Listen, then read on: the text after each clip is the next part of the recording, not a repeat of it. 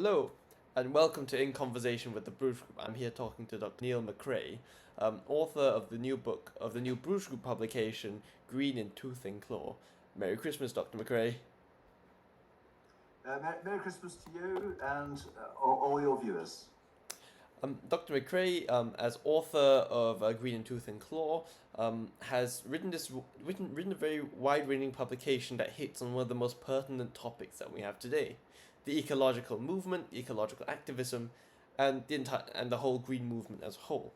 As we've seen over the past few years, from depends on be it Earth Day, Climate Day, Earth Hour, whatever you call it. There's been a range of different activist movements and organizations around the world, especially in the United Kingdom, focused on advocating for reducing the UK's role in the global carbon emissions. You've heard the government, ministers, and opposition parliamentarians speak every time that there's a COP conference or there's an IPCC resolution. You've heard climate activism from particularly vocal sides. I'm sure you know the names of certain activists. Now, here Dr. McCrae has written a book that addresses the origins, the historical, economic, social, and political origins of a lot of this activism, where it comes from, and how it links with broader political movements. We might call it street politics, populism. We might call it activism of the past 50, 60 years that has different origins. We might even call it activism and philosophization that comes from the past 200 years and has its own sets of origins. So, Dr. McCrae, what's the premise of your book overall? Okay, well, obviously we're all very aware that there's this putative climate crisis, or even climate emergency, or global boiling, as we were told a few months ago. So this is the life that we're living at the moment, where we're told that we, as a human species, are a destructive force on Mother Earth. And my scientific skepticism about this has been very much reinforced by reading an increasing number of experts on meteorology and other relevant sciences who have concluded that there is just no real basis to this claim of man-made, irreversible, dangerous global warming. So what I decided to do, Christopher, in writing this book was not to take it from a scientific perspective, because there's many books out there already that try to refute all of the scientific or pseudoscientific arguments for man-made climate change. Instead, I've looked at the historical context for this. And I know you want to ask me many more questions, but I can just briefly say now that the historical context for this current green ideology goes back as far, quite a long way. It goes back before the time of our grandparents or even great-grandparents, because this really got going after the publication of Charles Darwin's origin of the species, the theory of evolution. And that then became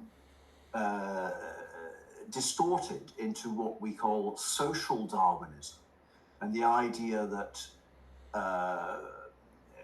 countries through welfare systems were actually going against nature by promoting survival of the unfittest, rather than the natural law of survival of the fittest.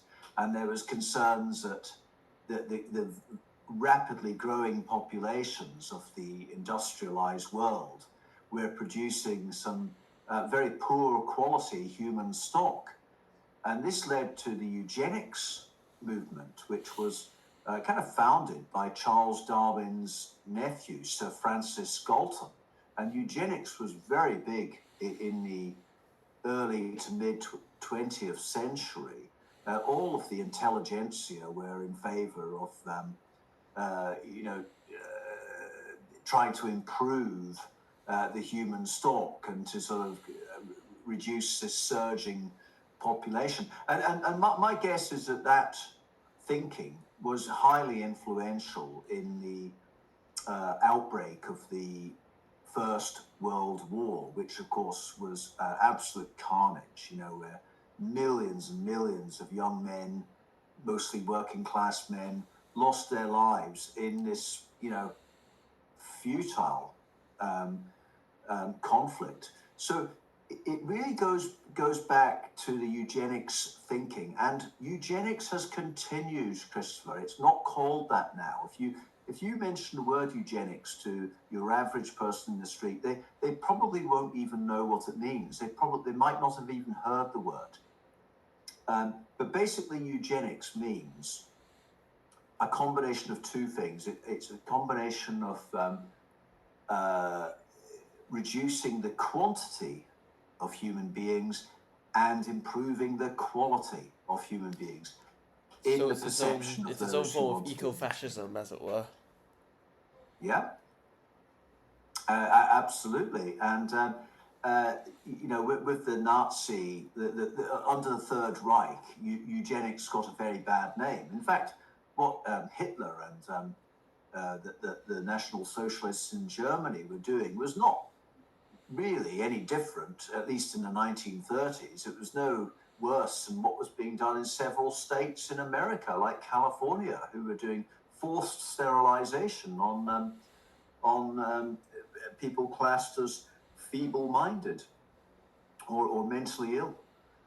So, but the Nazis gave eugenics such a bad name that after the war, the powers that be, the people who were pushing this agenda, realized that they had to change the approach. They had to go about their agenda in a different way, cloaked very differently from the term eugenics. And they invented the climate crisis. And this really got going in the 1960s. In 1968, two very important things happened, such that I've called this Anno Domini in the book, 1968. And it's funny because 1968, Christopher, is often associated with the emancipatory movements, feminism, civil rights in the US, the student revolt in Paris.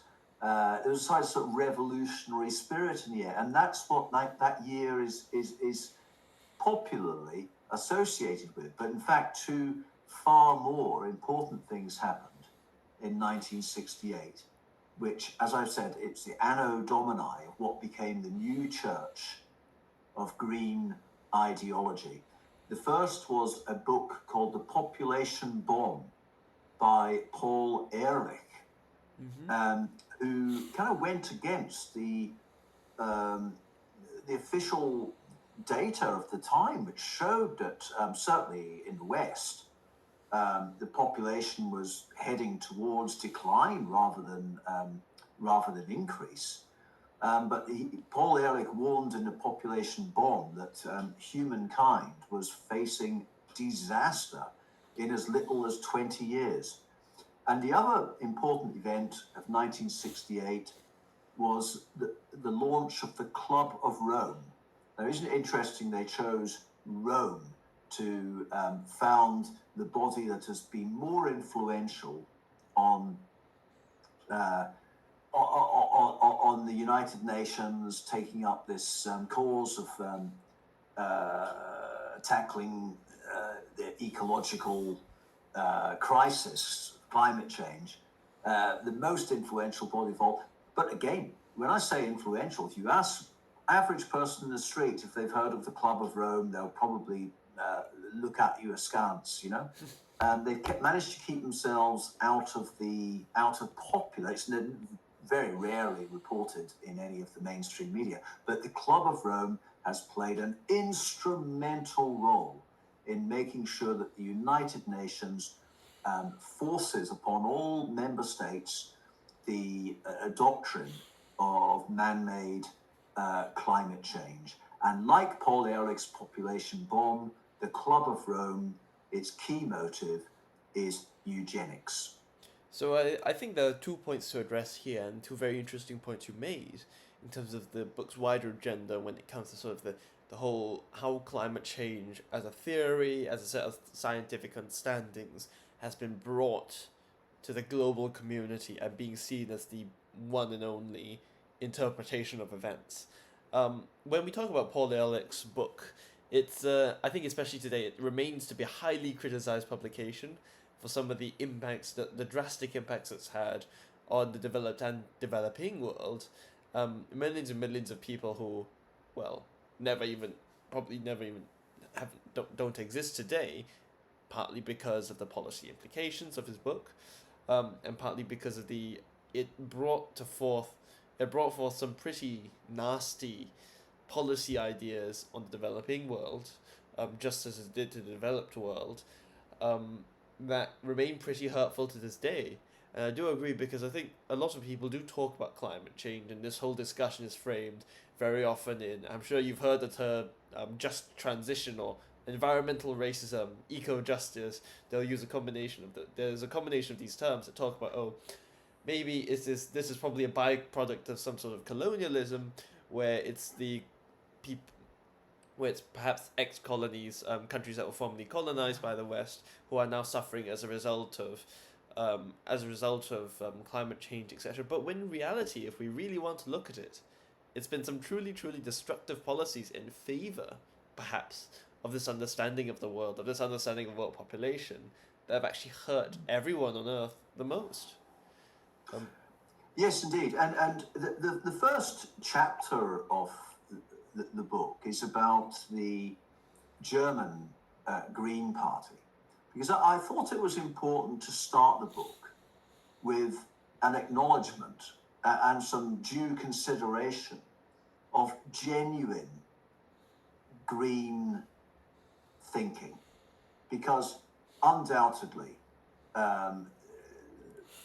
there is much of that in the origins, at least, and still, today, many naive people who are genuinely green will join, like we have the Green Party in the UK.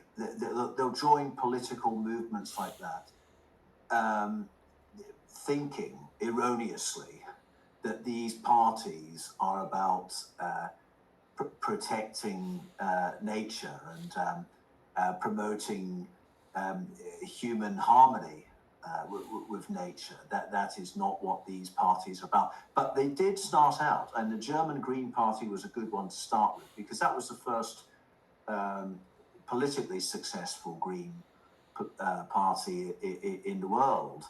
And I've got two books here, which you can see. One is a book largely about how the green politics, about how the German Green Party, how it made itself into a really sort of powerful force. And the other one is this book by Erich Schumacher, Small is Beautiful. Schumacher's German, but he came to live in the UK, and his book Small is Beautiful is a book I very much enjoyed. It's about genuine green ideas.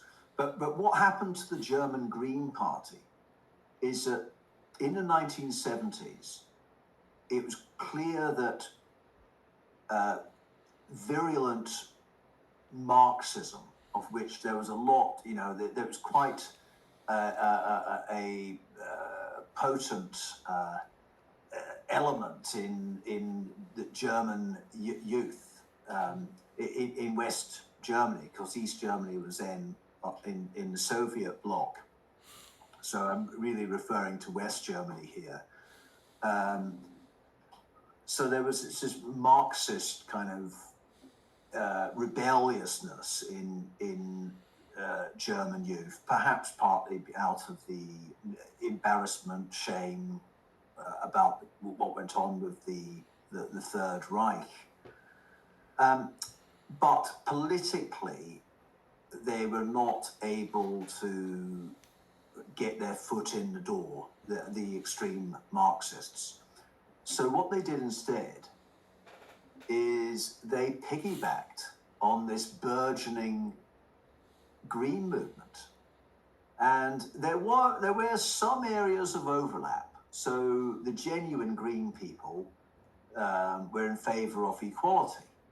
The genuine green people were in favor of some feminist principles. And the genuine green movement were against rapacious capitalism. So they did share some common ground. But the Marxists went on to basically divert and distort the German Green Party. And what you now see throughout the West, where every country has some something like the German Green Party. In the UK, the party started as the Ecology Party and later renamed itself the Green Party. They all are, I would say, contaminated by Marxist ideology.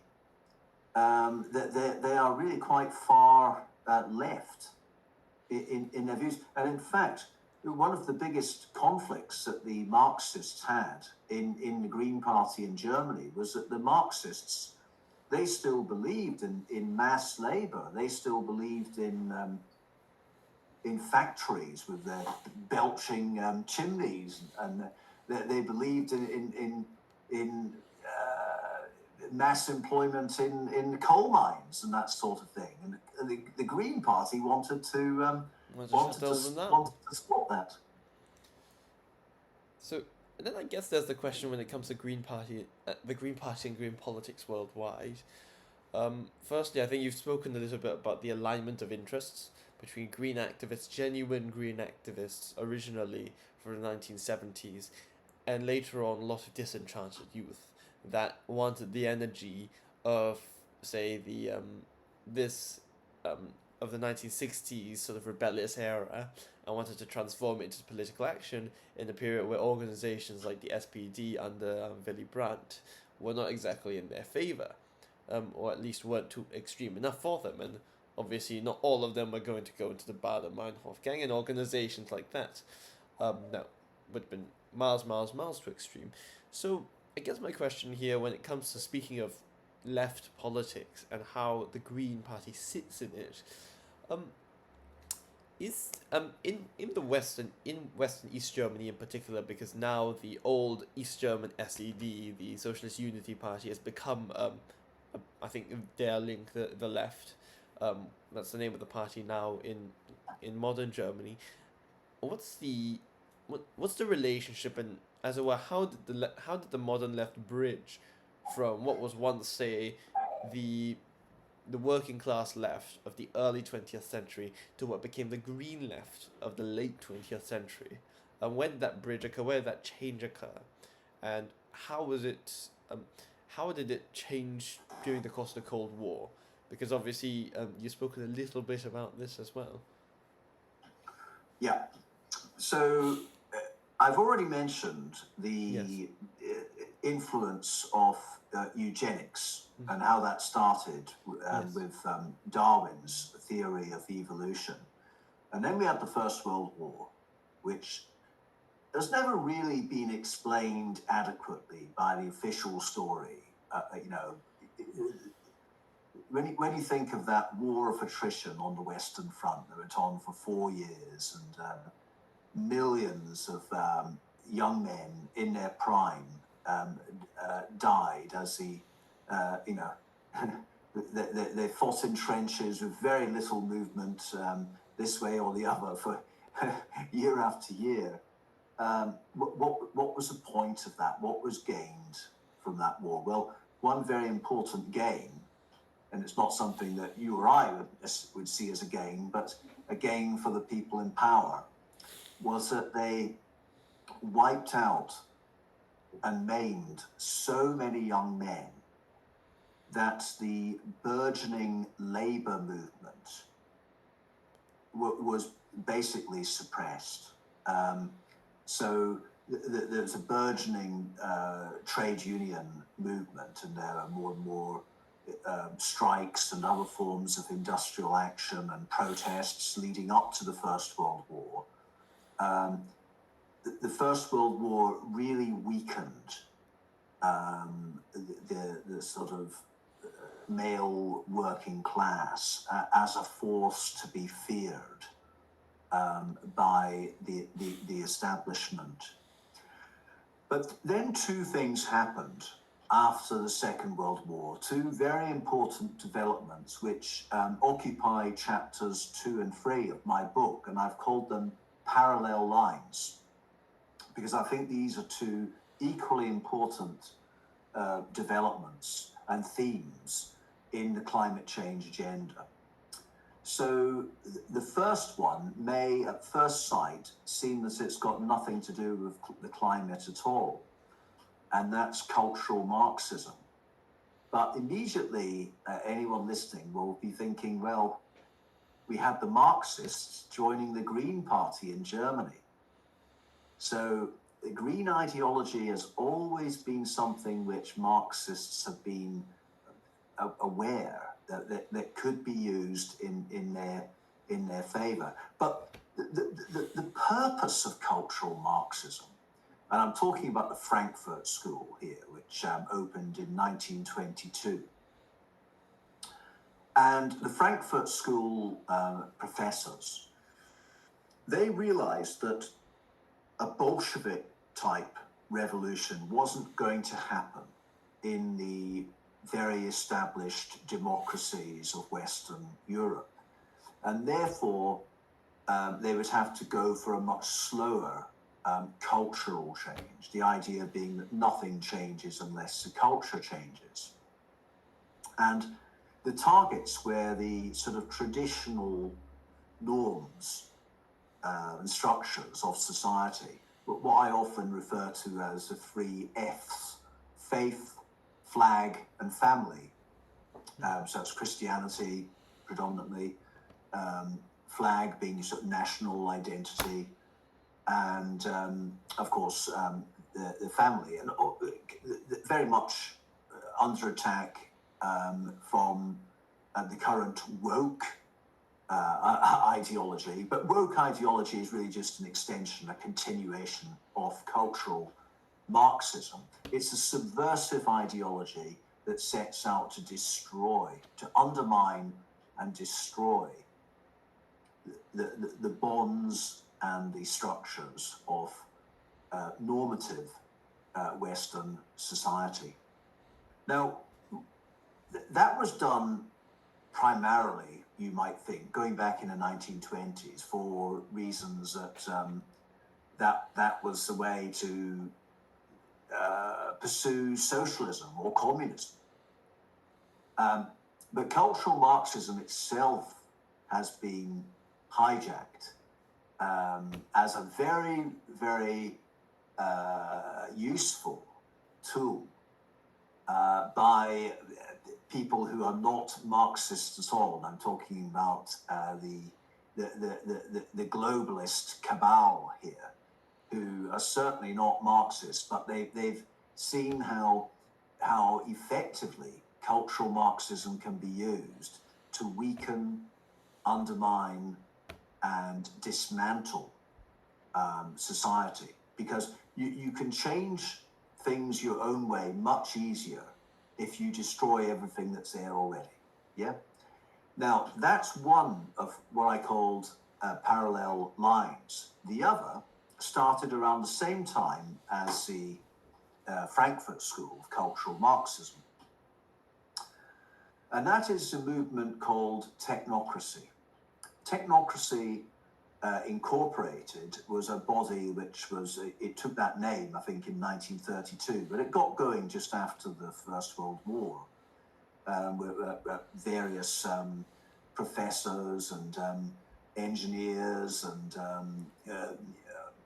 mathematicians, scientists, educators got together to work out how the rapidly developing technology could be used to make the world work more efficiently.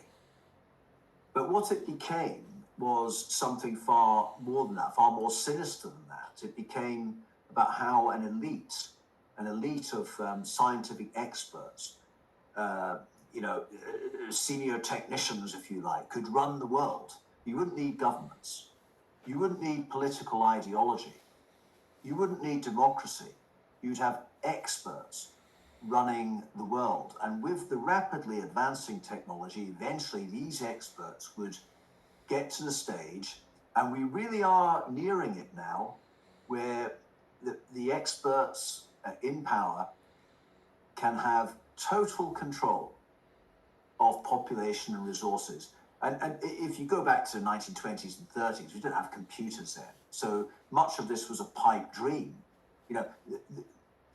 Obviously, war is the midwife of invention. So after the First World War, there's tremendous advances in technology there. And you think about 1920s, you had the talkies, the movies with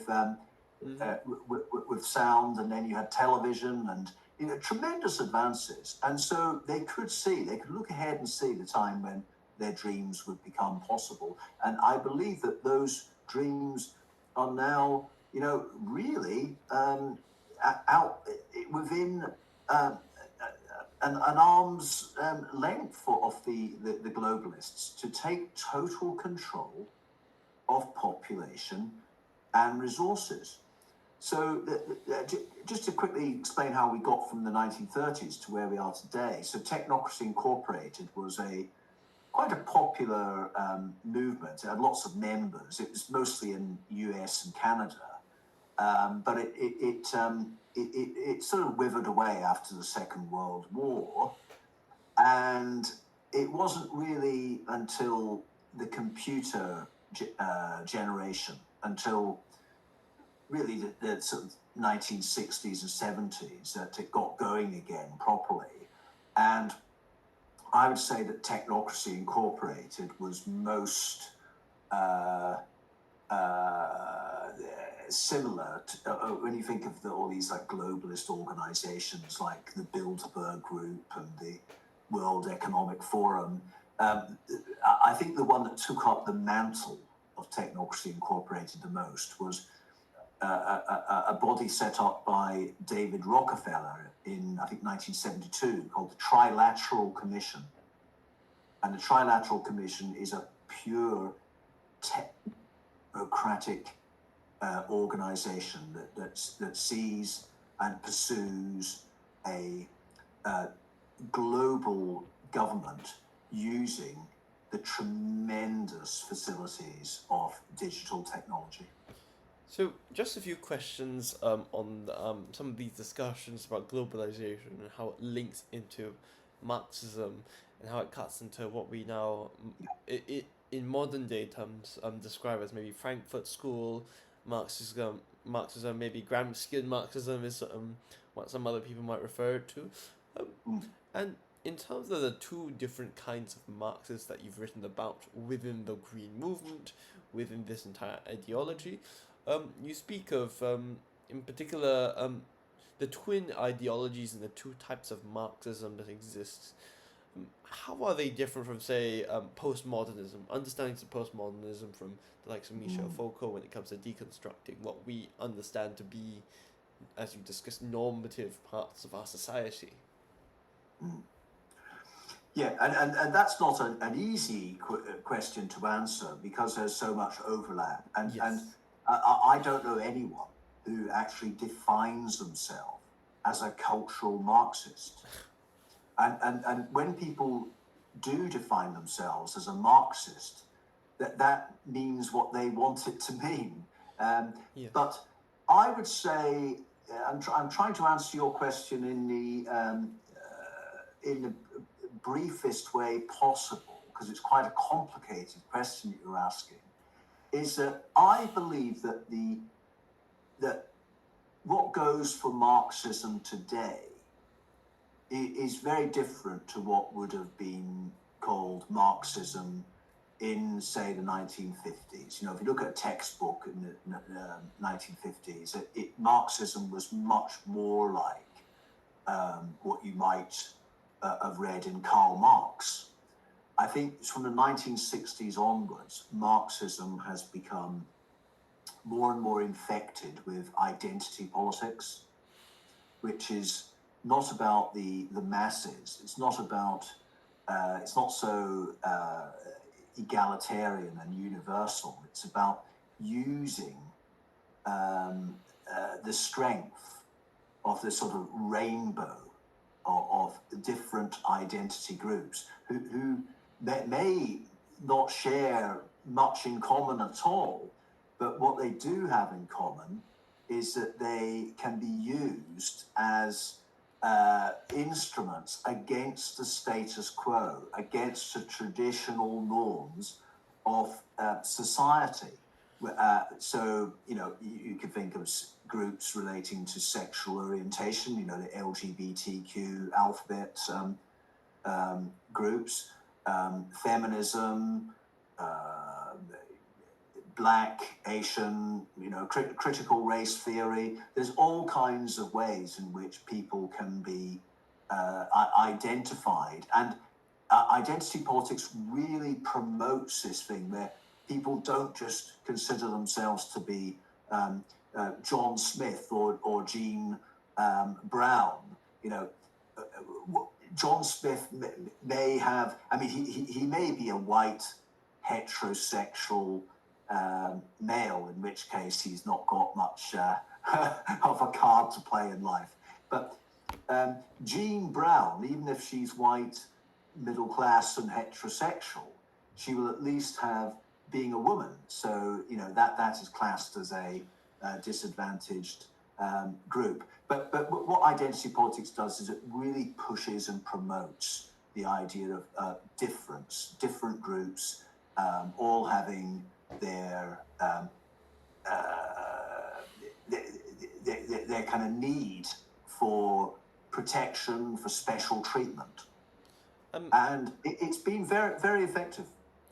So I think when it comes to that sort of argument about identitarianism and how different people are treated and how how certain activists like to see race and how they like to see identity, very often it's seen in a sort of hierarchy. It's very often seen in a hierarchy based on some understanding, very often rather discriminatory understandings of what groups are considered to be the most oppressed, what groups based on perhaps historical events, historical norms, which in and of itself is rather inaccurate, and a rather inaccurate reflection of the progress individual people have made, different groups have made, etc. Yeah.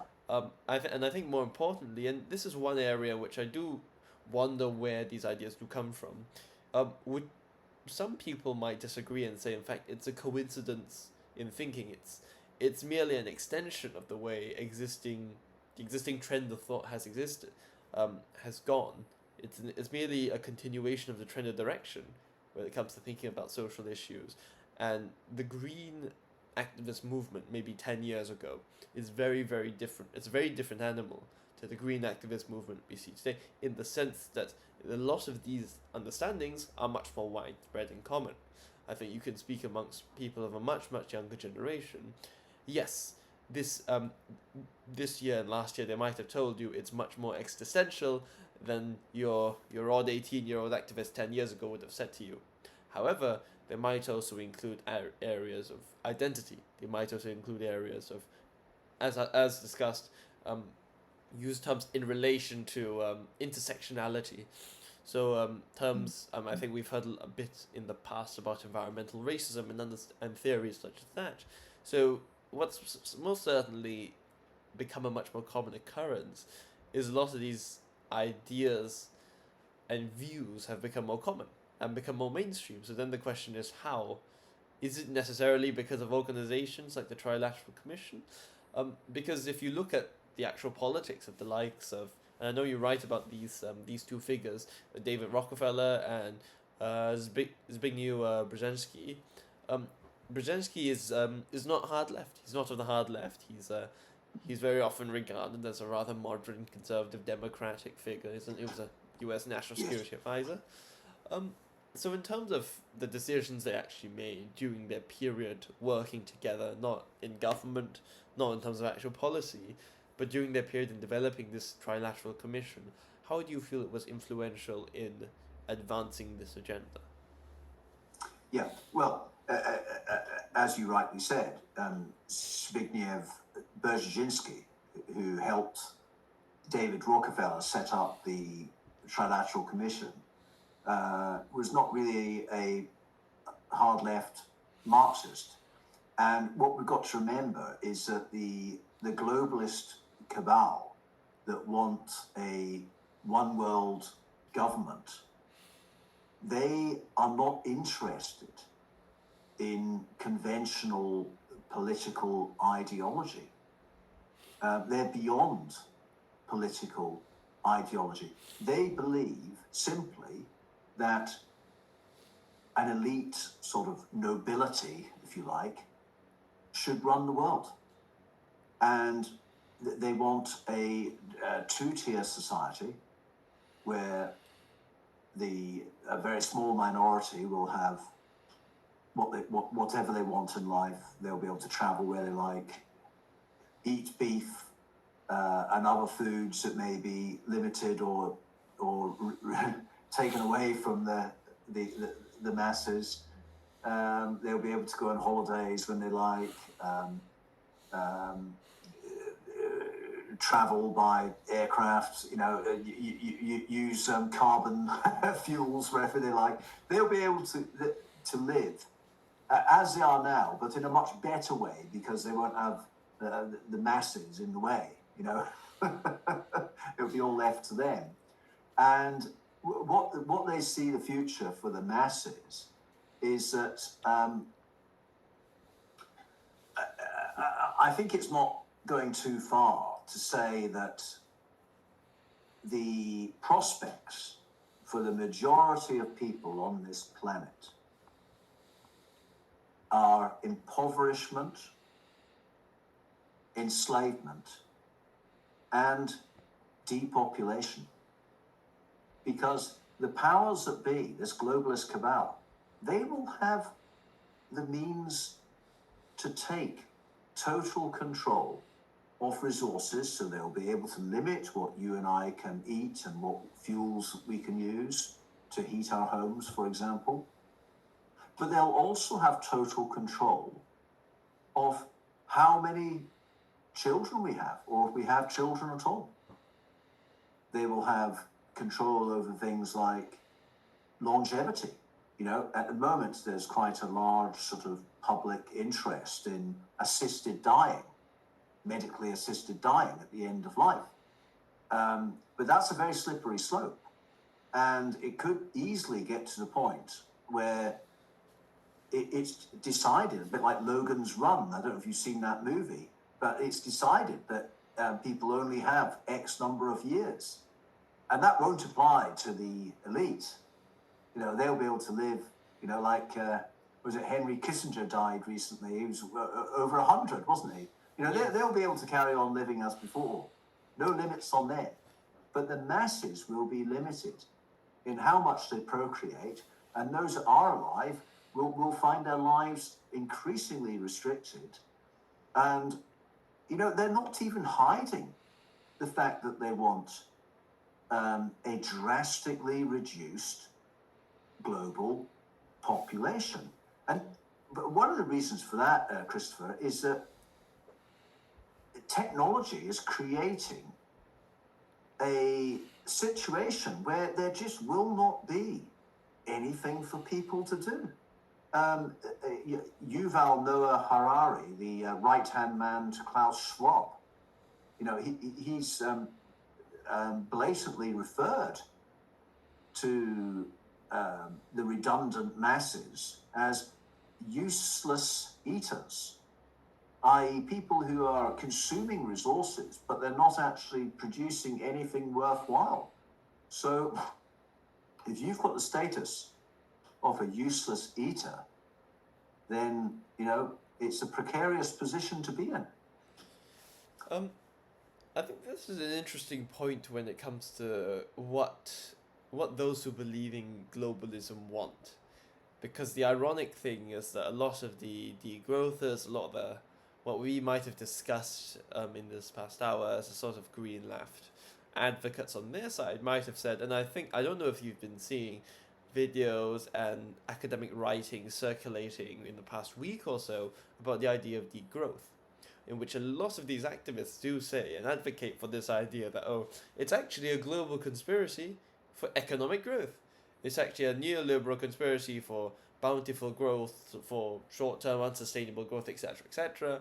And it's part of this, as you discussed, rapacious capitalism agenda to ruin the planet, whereas in their view, ruining the jobs and reducing jobs, reducing employment, reducing job opportunities for ordinary working people, for them, might be a good thing. That's their view. And isn't it ironic that actually it's advocates of the green left side might disagree with you completely and only advocate for, in fact, a direct flip of effectively what you're saying? Yeah.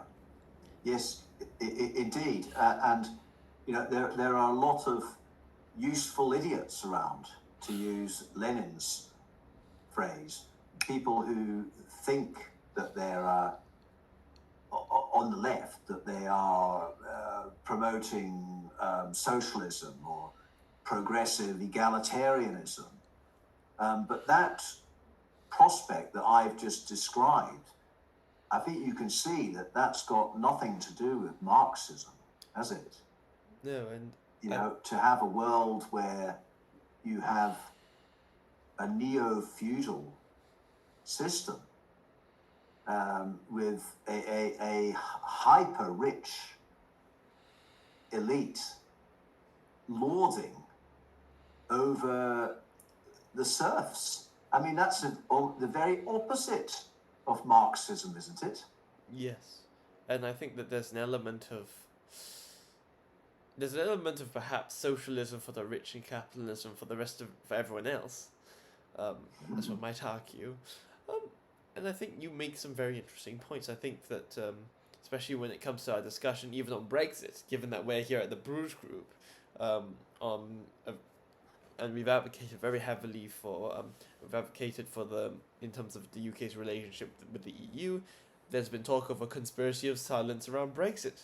When in fact, on the other hand, in the 1970s and 80s, it was Peter Shaw and Tony Benn who were advocating for democracy and saying, well, actually, when it comes to democracy, it's about being able to vote your officials out. So, actually, people on both sides can continue to advocate and argue for direct flip arguments when it comes to, quote unquote, what's the big agenda here. And yeah, I think I think that this is a debate that will never end. And I think it's when it comes to where the direction of wind is, it becomes a question for policymakers to see how they want to adopt this.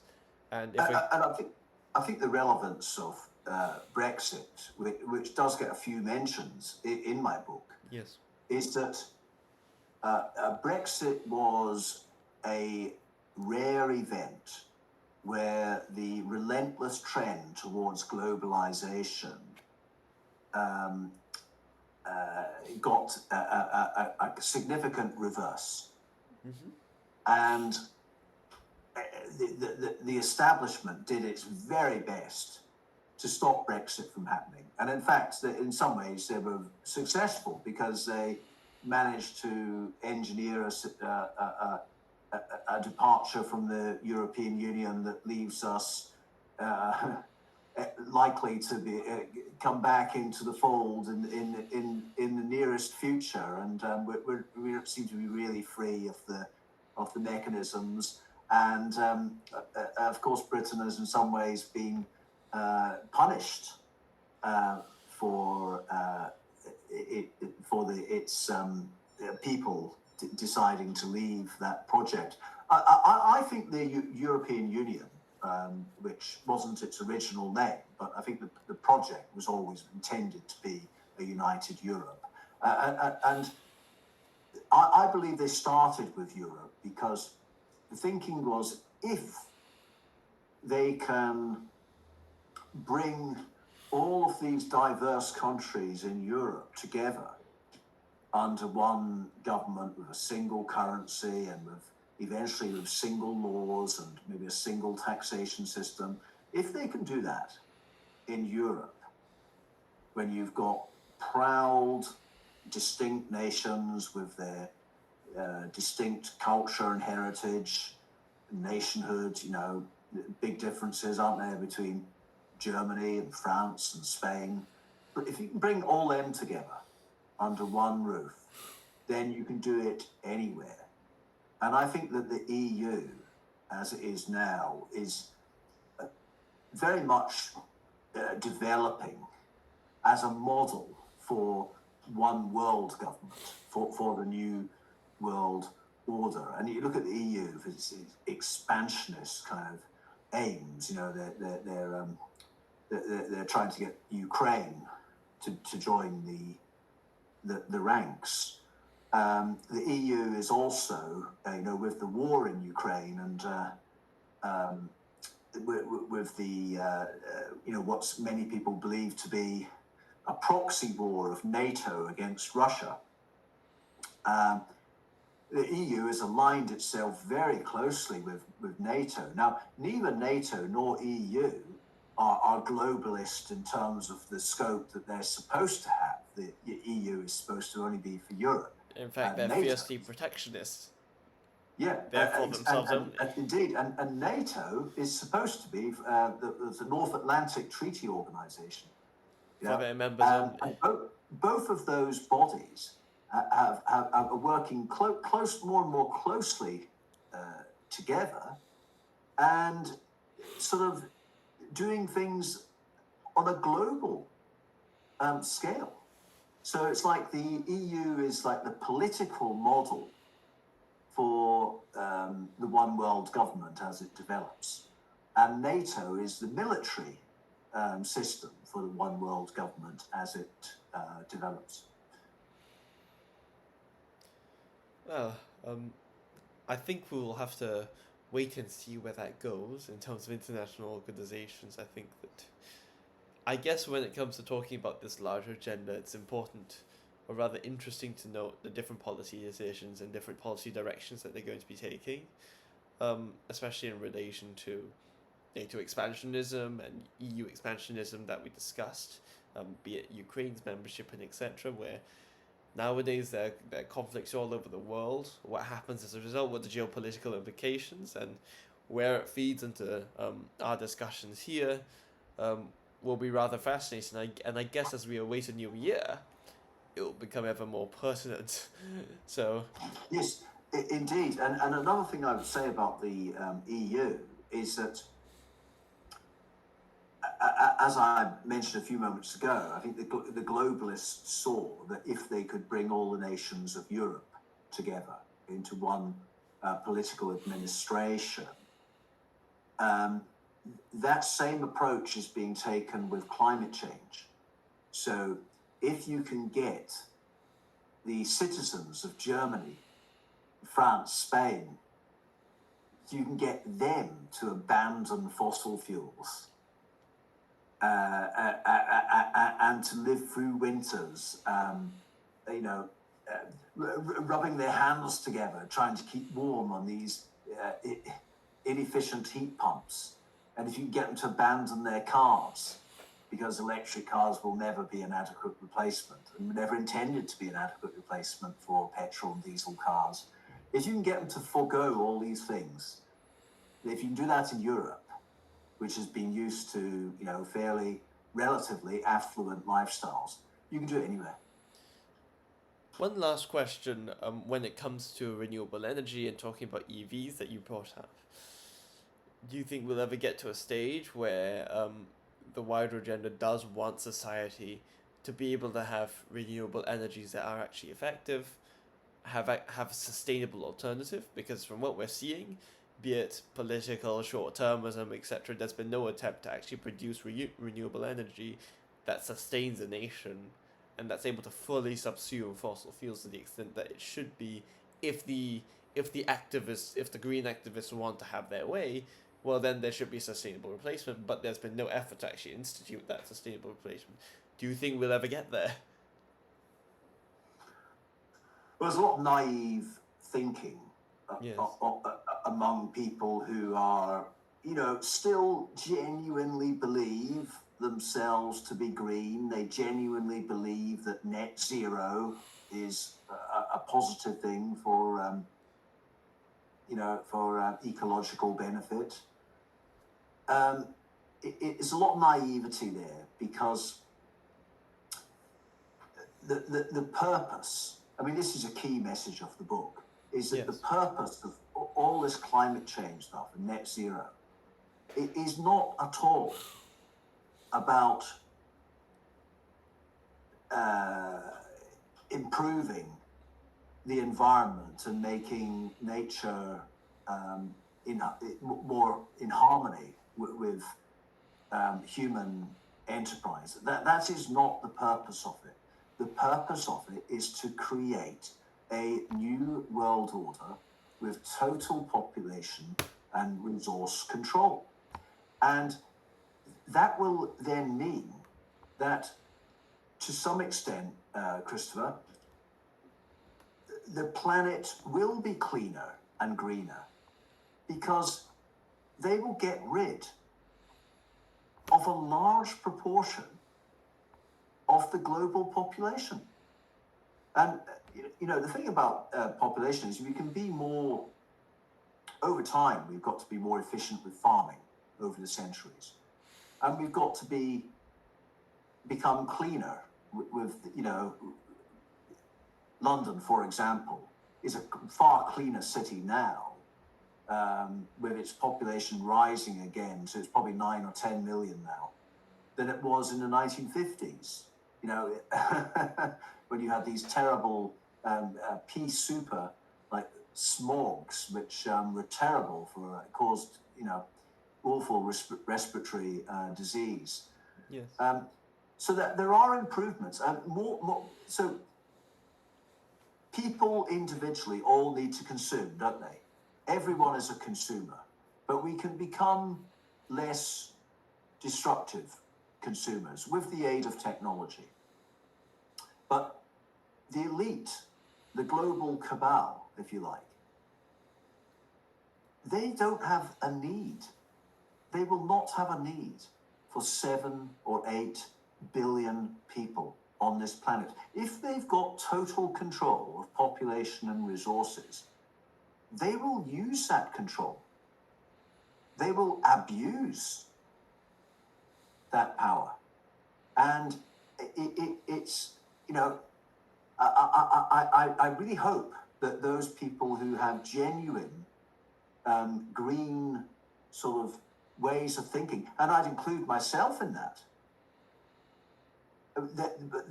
they need, so many of them need to wake up that this agenda, this whole climate change agenda being run by the globalist cabal, is not really about improving the environment, improving the future of humanity at all. It's about creating a two-tier neo-feudal structure in which the minions will only be able to live at the mercy of this minority ruling class. Well, I guess that's food for thought when it comes to when we look at international policy and we look at the direction of international affairs down the line, especially in the new year. Thank you for speaking to us, Dr. McCrae, and thank you everyone for watching. Thank you, Christopher. Thank you. Thank you all.